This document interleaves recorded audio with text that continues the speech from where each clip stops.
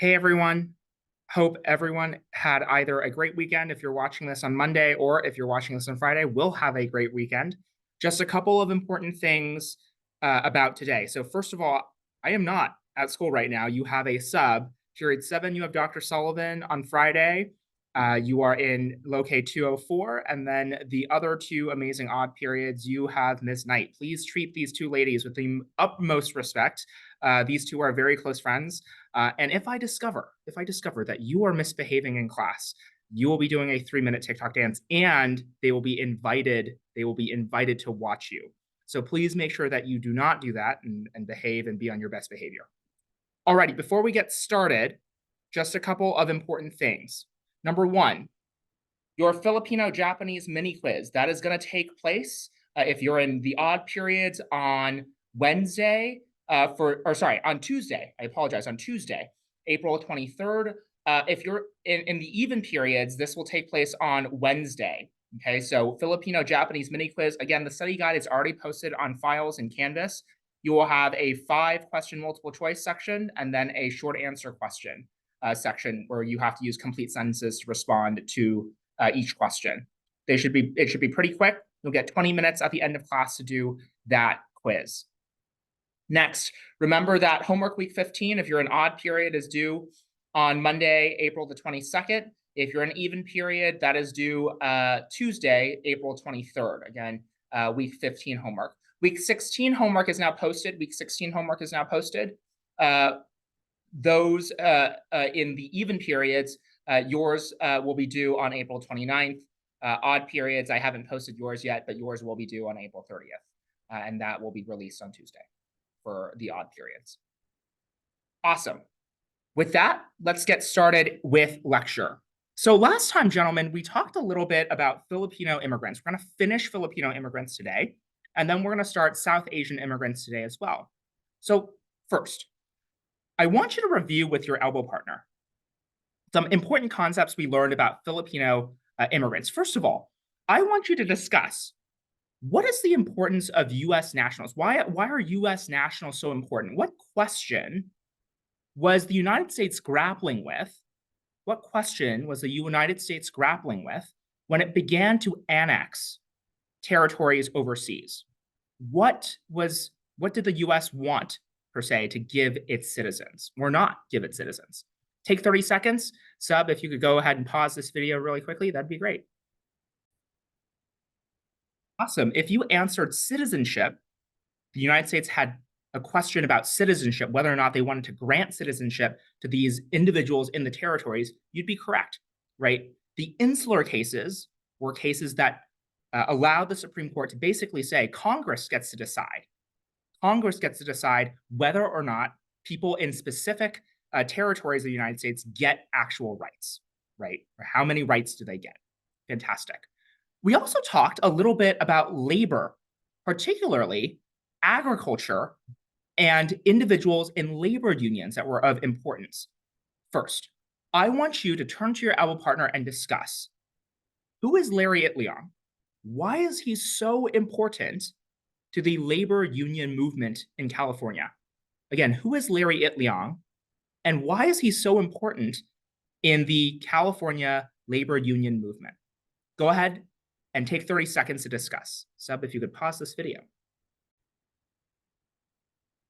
So folks, remember that Larry Itliong was a super important figure in the labor union movement because he was able to organize a group of Filipino workers to try and get them to strike against unfair labor conditions, particularly when it came to the Delano grape strike in 1965 and 1966.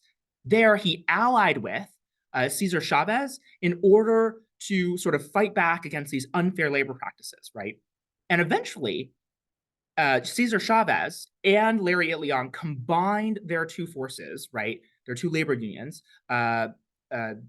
Cesar Chavez's NFWA, the National Farm Workers Association, and Larry Itliong's AWOC, AWOC, right? The Agricultural Workers Organizing Committee, AWOC. They combined them to form the UWF, the United Farm Workers, right?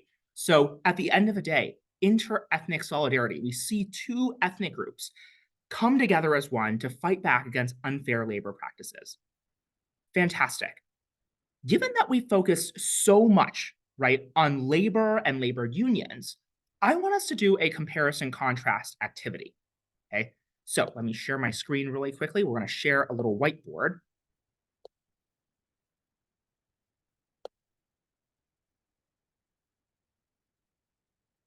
And what I want you to do is I'm going to ask you to draw in your notebook a series of lines so we can do a triple comparison.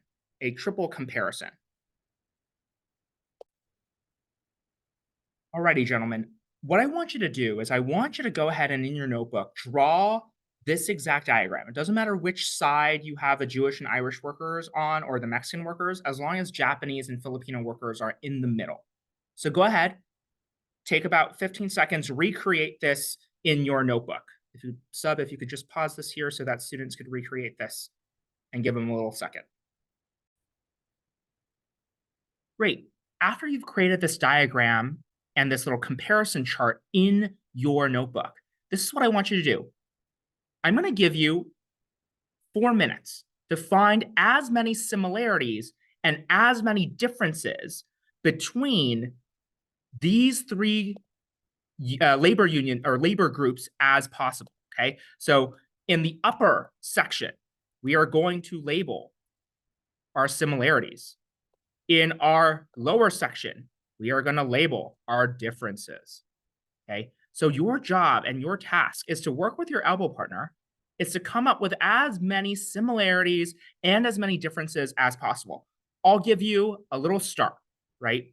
For example, all three workers, Jewish and Irish, Japanese and Filipino, and Mexican, technically 5, right? But all three groups of workers were exploited for their labor, right? And what you can do to make this a little explicit, because at the end of the day, this is true for both ethnic groups, is draw a little arrow, right? You've got one arrow here, and we've got one arrow here, right? So in other words, what this basically says is that all three groups were exploited for their labor, right? I'll give you one more example.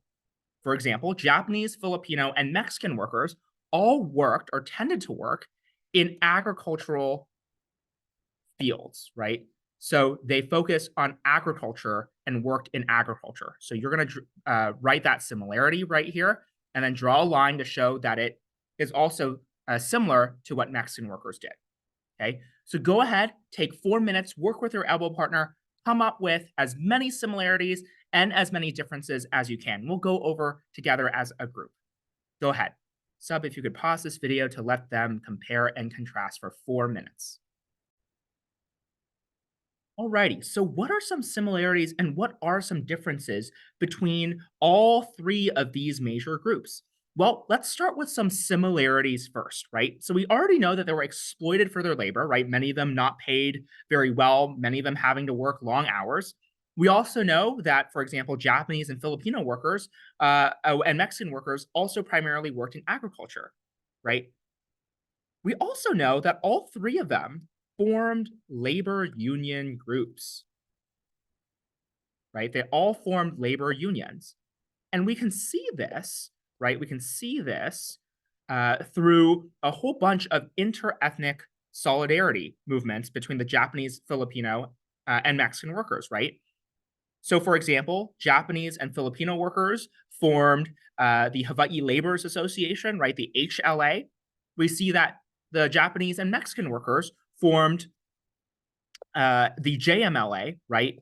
And as a result, formed a labor union there. We also see Jewish and Irish workers, right, form labor unions as well to combat unfair treatment, right? So all three groups form labor unions. Though one subtle difference there, right, is that Japanese, Filipino, and Mexican workers formed inter-ethnic labor unions. In other words, right, they came together as different ethnic groups in order to create, right, one sort of cohesive labor union, right? You can also make this argument, right, that Jewish and Irish workers Jewish and Irish workers basically were sort of pitted against those who were Chinese and Black, right? So, especially those of the Irish, right? Remember the Secret Order of the Knights of St. Crispin.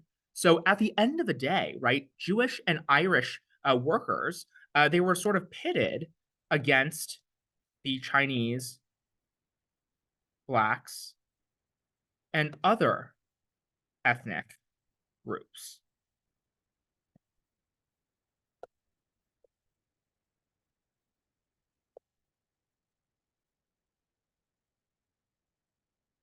Very good. What are some other similarities, right? Well, we also see that there is this sort of consciousness, this sort of ethnic consciousness between each of the groups, right? So one similarity that's true for all three of these workers, right, is that an ethnic consciousness is formed. What I mean by this is that, for example, Jewish labor unions often focus on this idea that fighting for rights is an inherently Jewish struggle, right? We come together as members of one race, one group, in order to fight for better pay, fewer working hours, so on and so forth. That's also the case with Japanese, Filipino, and Mexican workers, right? In fact, we also see another similarity pop up as a result. All three of these groups received major support from their community.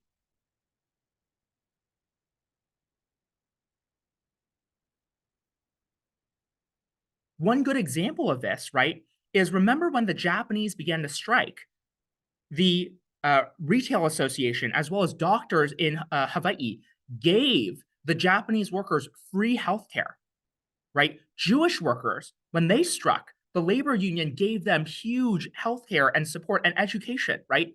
Same with Mexican workers, right? Mutualistas, right? Benevolent associations came together, pooled their money, helped these workers continue to sort of get some food, get some money, even though they weren't working, right? So all three of these received major support for their communities, right? We also see that all three of these workers also lived in poor living conditions, right? Those who were Japanese and Filipino often lived in these small, dirty houses, right? Those who were Jewish and Irish lived in these dumbbell tenements, right? In these urban cities. And the Mexican workers were often poor and had to live in shacks or huts that either sometimes the bosses provided them or they needed to sort of live in these their barrios, right? In these sort of their own sort of cities and towns where a majority of Mexican immigrants ended up living in the United States. So now what are some differences that we have, right? And remember that if you don't have this or don't have all of these, that's totally okay, totally fine, right? If you have others on here, also totally okay, totally fine, right? But what are some differences between these workers? Well, for example, the one difference could be that Mexican workers were already largely here.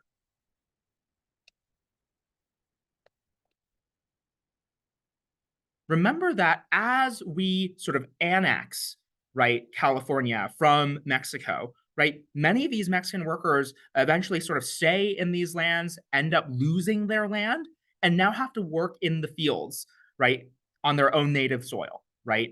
So Mexican workers are largely already here, while as compared to Jewish and Irish, as well as Japanese and Filipino workers, they had to immigrate to the United States.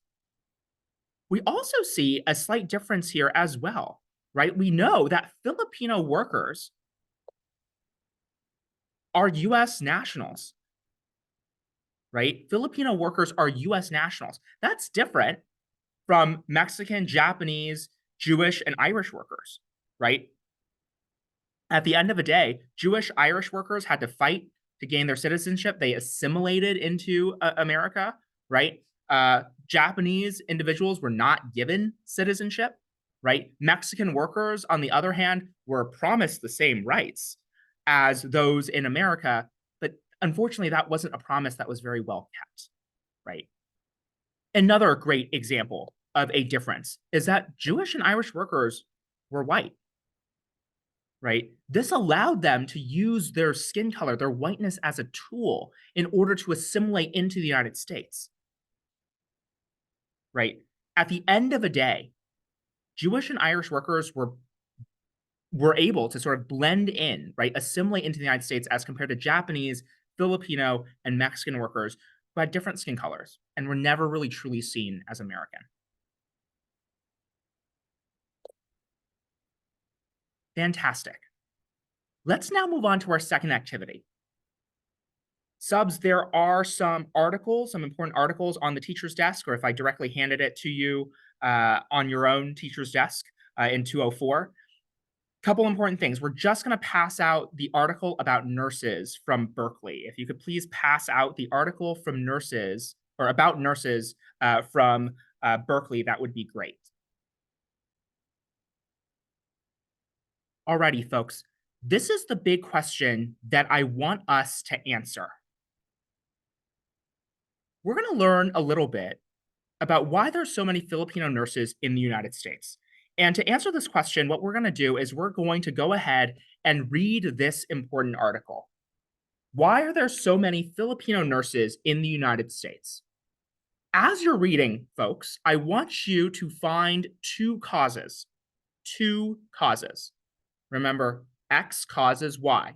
Find two causes.